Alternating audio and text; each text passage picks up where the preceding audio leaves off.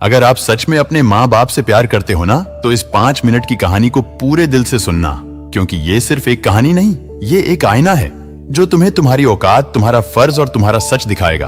और अगर दिल के किसी कोने में हलचल हो तो इसे उन दोस्तों तक जरूर पहुंचाना जो आज भी माँ बाप को बोझ समझते हैं। एक लड़का था जिद्दी, लेकिन अकेला नहीं, क्योंकि उसके पास माँ बाप थे जो उसकी हर जिद को पूरा करने की कोशिश करते थे, अपने हालातों से लड़कर, अपनी जरूरतों को मारकर। लेकिन वो लड़का जो खुद को समझदार समझता था, वो ये नहीं समझ पाया कि माँ बाप की चुप्पी में कितना दर्द छुपा है। एक दिन उसने अपने पापा से कहा, पापा मुझे नया मोबाइल चाहिए। पापा ने बोला, बेटा अभी थोड़ा रुक जा, तेरे लिए अच्छा मोबाइल लाऊंगा, बस थोड़ा वक्त दे। लड़के ने गुस्से से कहा, आपके पास हमेशा पैसे नहीं होते मेरे लिए। मेरे सारे दोस्त स्मार्ट हैं, स्टाइलिश हैं, सबके पास सब कुछ है, और एक मैं हूं जिसके पास कुछ नहीं है। उसने ताना मारा, बच्चे पैदा करना आसान है, लेकिन पालना मुश्किल होता है।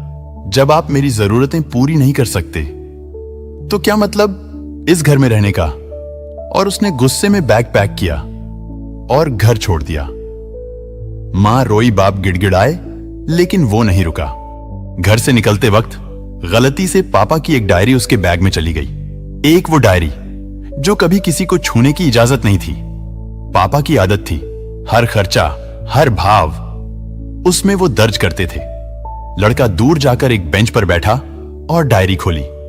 सोचा, अब तो पता चलेगा कहां कहां बाप ने दौलत छुपाई है, कौन कौन से लोगों से पैसे लेने हैं।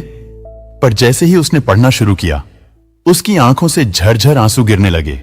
पहला पन्ना में थी बाइक की ईएमआई का पूरा ब्यौरा, जिसे आज भी पापा चुका रहे थे। दूसरा पन्ना में थी कॉलेज की फीस और एडमिशन के लिए लिया गया उधार। और आखिरी पन्ना में थी, बेटे को मोबाइल दिलाना है, इसके लिए कौन कौन से रिश्तेदार से उधार मांग सकता हूं। उन नामों की लिस्ट थी। लड़का वहीं टूट गया, दिल फट गया, और वो पागलों की तरह रोते हुए दौड़ता हुआ घर वापस आया। घर पहुंचा तो देखा मां पापा एक कोने में चुपचाप रो रहे थे। लड़का उनके पैरों में गिर पड़ा। पिताजी मुझे माफ कर दो, मुझे कुछ नहीं चाहिए, मैं जान गया हूं आपने क्या छुपाया था। अब मैं मेहनत करूंगा और आपको कोई कमी नहीं होने दूंगा। पापा ने बोला, बेटा तुझे मोबाइल मिल जाएगा।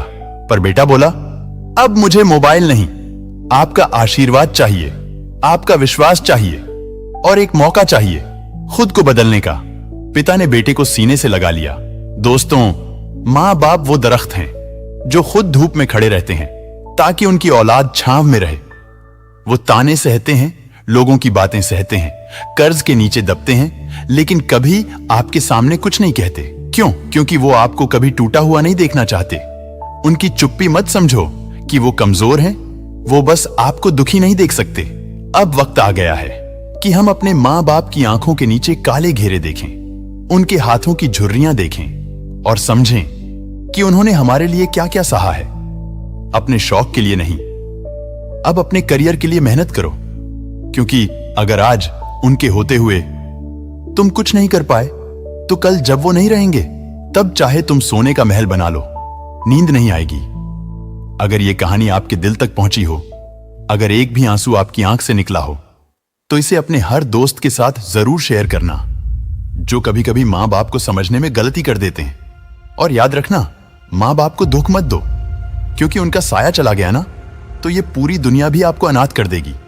धन्यवाद।